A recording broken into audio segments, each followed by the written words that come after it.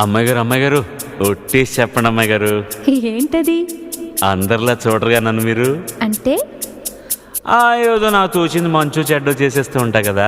అయితే అయినా నా మీద ఎప్పుడైనా కోపం వస్తుందా మీకు? రాదులే. అంటే అంటే నేనంటే నువ్వంటే మీకెంతో నాకెంతో ఇష్టం అన్నమాట. ఇవ్వాలైనా మీరు ఏది అది అమ్మాయి గారు.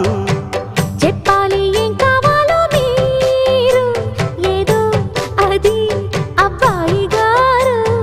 నన్నే మెచ్చారు, నేనే నచ్చానన్నారు. తీరా అది అంటే ఇంకా ఏమో ఆలోచిస్తారు.